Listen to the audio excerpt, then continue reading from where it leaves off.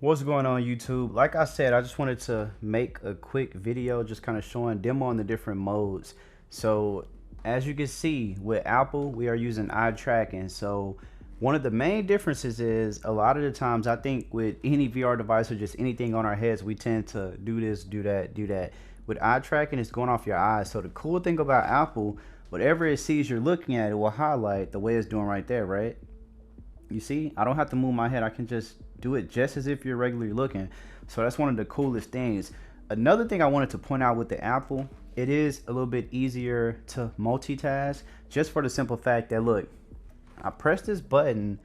Okay, cool. So now I'm going to go, let's just open up the App Store, right? So now I put the App Store up here. Whereas on the Quest 3, you can have about 3 screens at once, which to be honest, 3 screens is a lot. So you really don't need more than that. But if you do, hey. So as you can see, I got that up there. And it works the same way. Now, I would say eye tracking is easier, of course, the closer you are to anything, just like, it is in real life. As you can see, I got a Notes app back there. I have the Apple Music app pulled into here. So as you can see, it has my library pulled in. But now we're just using eye tracking.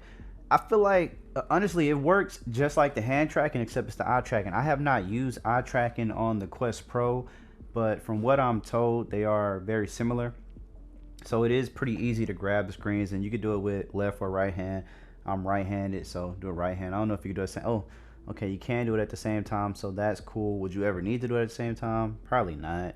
But yeah, so I just wanted to show that off. I will say it is easier to do this just it's easier to multitask. What I meant to say, it's easier to open multiple apps on here compared to what it is on the Quest, just because like I say with Quest you got to click and hold. On here you just literally button. Okay, damn, what app do I want to open? We got the App Store up top. We can open up the Files app. So boom, now you got those two, right? So it is easier in that sense. Aside from that, they both work well. Like you can move the pages around. The only other difference is with the Quest 3, the screens have to be 1, 2, 3.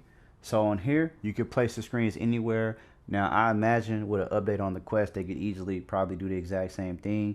But like I've been saying, I think people are like both, to be honest. But I just want to do a quick comparison when it comes to hand tracking versus eye tracking. They both work great. Would this probably be even better with a set of controllers? Yeah, it probably would be, and I'm sure Apple will probably come out with a controller that is expensive just like the headset. But you don't need it though. I think the eye tracking is cool. I would be curious for anybody out there who's used the Quest Pro, how comparable is the eye tracking? And honestly, I feel like the Quest 3, when they bring back the eye tracking, oh yeah, Quest 3 Pro is gonna be crazy. But I think what this is gonna turn into is Android versus iOS, just like it was before. You got some people who love Android. Android's obviously cheaper. You got some people who love iOS. And they both work great. I remember when Google first dropped the Android phone. I was like one of those kids like, damn, that phone is just the coolest thing. It was an HTC. So with that being said, as I've been saying, you can't go wrong with either one of these. If you want to be in the Apple ecosystem, this is the first generation. It's going to cost the most. That's just kind of how it goes. But in the future, I'm sure they're going to come out with plenty more. Aside from that, I think that wraps up this video. But yeah, you can easily move the stuff like super easily. This is probably one of the biggest things. And also on here, there is like a restriction in terms of size, just like on the Meta Quest. I want to say the screen sizes are similar, but the difference is because you can freely put the screens anywhere. You see what I'm saying? Like it's just a little bit more flexible, but at the same time, you should definitely be able to do this with an update on the Quest. So I don't think that'll be a problem. Like I've been telling people, man, whether you have either one of these devices, you will be a happy camper. I can honestly say that you will enjoy either device, especially if you're doing like different productivity things. I think from this point on, I mean, well, if you like games, you probably like the Quest more for sure.